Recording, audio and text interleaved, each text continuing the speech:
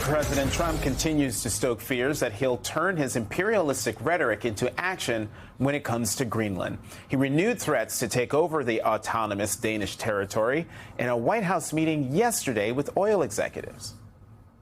We are going to do something on Greenland, whether they like it or not. We're not going to have Russia or China occupy Greenland, and that's what they're going to do if we don't. So we're going to be doing something with Greenland, either the nice way or the more difficult way. It comes on the heels of comments he made to the New York Times that the only thing limiting his global ambitions is his, quote, own morality. Secretary of State Marco Rubio is expected to meet with Danish officials to discuss Trump's plans next week.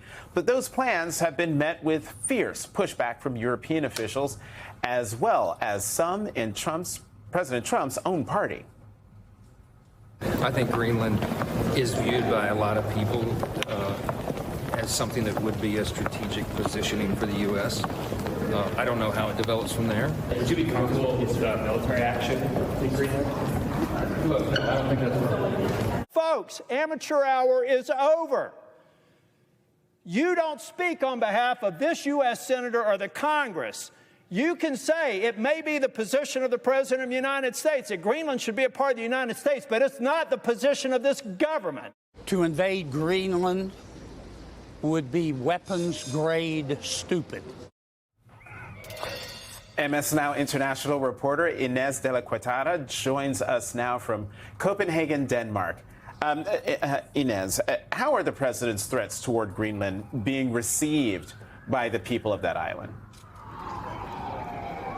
Yeah, I mean, lots of pushback from Denmark, from Greenland. This morning we heard from the Greenlandic political parties, the 5 parties that are represented in the Greenlandic parliament. They put out a joint statement saying they don't want to be Americans, they don't want to be Danes, they want to be Greenlanders, and they're essentially calling on the U.S. to stay out of it. They say the future of Greenland should be decided by the people of Greenland. Here in Denmark, lots of pushback as well. So we've been talking to people around Copenhagen over the last couple of days. I will say some people laugh it off. So we spoke to one man who says he thinks that Denmark should sell Greenland to the U.S. at a very high price. He says because it's actually quite costly for Denmark to keep Greenland, but others are taking it very seriously. One woman telling me she takes it much more seriously, you know, in light of Venezuela. I'll let you listen to what some of those Danes had to say. I think he's like a little boy wanting his toy no matter what.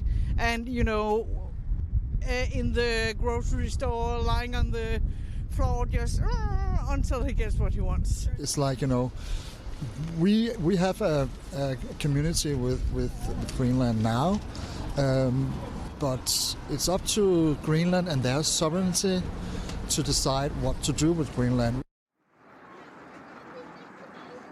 And I also spoke with a Greenlandic member of the Danish parliament. She says she finds all of this offensive. She says Greenland is open for business but is not for sale. She's been talking to Senator Lisa Murkowski about hopefully finding a diplomatic solution to all of this, and she is looking forward to that meeting, she says, between Secretary of State Marco Rubio and Danish officials next week. She says she hopes that will lead to de-escalation. MS Now's Inez de la Cuetada with the most gorgeous background of the day. Thank you so much for joining us this morning, or this afternoon.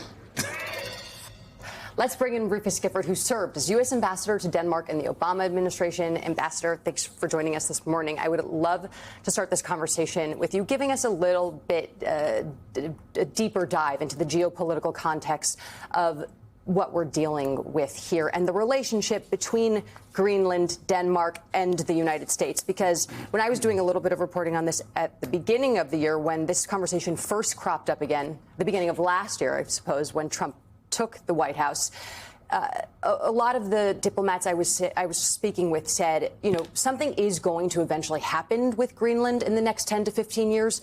There is a push within the autonomous region to become independent eventually and separate themselves from Denmark, but that this is obviously not the way that they want to go ahead and do that.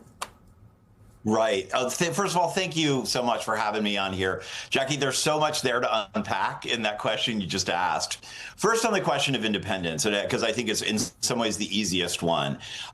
Yes, there has been a decades-long political movement inside Greenland for further independence from Denmark. And over the course of the last several decades, they've had some sort of more what they call home rule, which a lot of domestic issues on Greenland is now governed by the government in Greenland. But think about this logically, especially all of us who are Americans.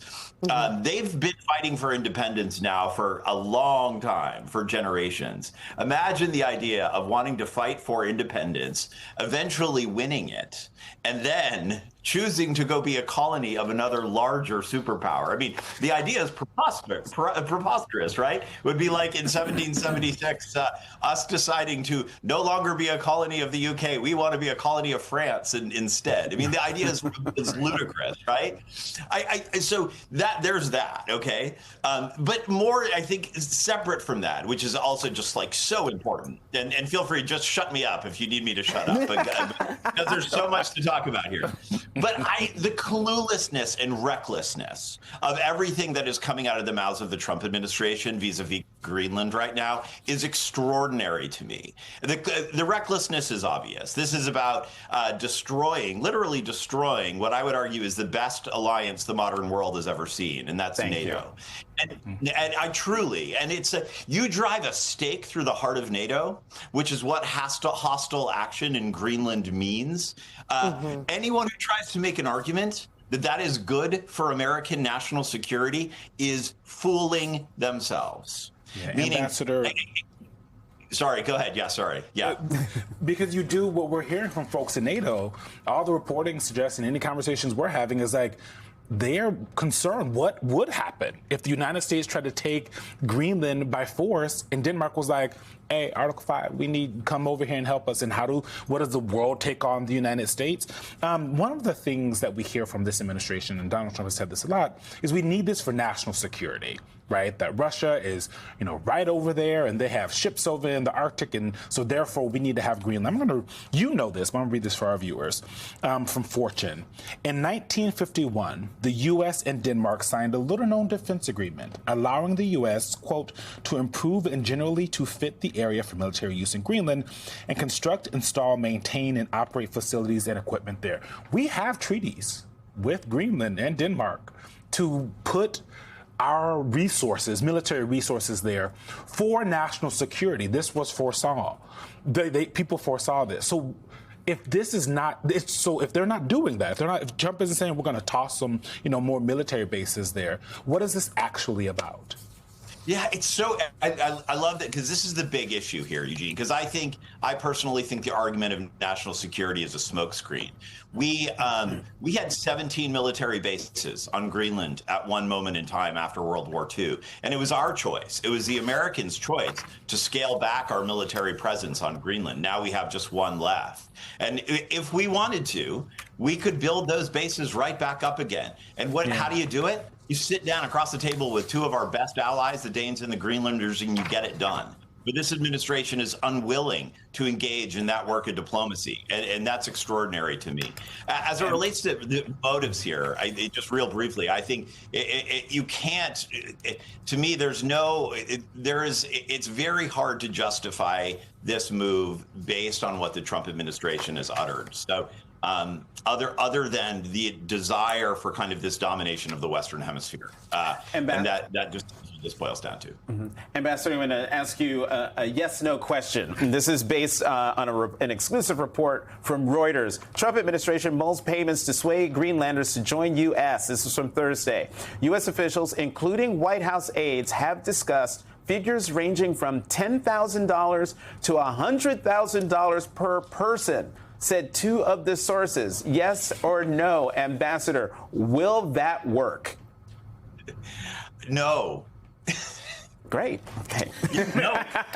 Really? Are you sure? $100,000 per person that the United States has to pay them to take their country when they don't want to be the property of Denmark either. Like, it's about nationalism. Like, they don't want to be property of another country, as you said, Ambassador Rufus. There's pride here. This is their land. And remember, the population of Greenland is largely Inuit. Their land is they are proud of their heritage. They are proud of their land, and they don't want to be bought. They don't want to be treated like some sort of real estate transaction guys. And I think that again here, the Trump administration misunderstands the people, the history of not only Denmark and Greenland, but of the entire West, of NATO, all of it. It's just extraordinary for me, who loves this work and loves who the United States has been on the foreign policy stage to witness this. Misunderstanding seems to be a key tenet of the foreign policy of the Trump administration. Ambassador Rufus Gifford, thank you so much for coming on The Weekend.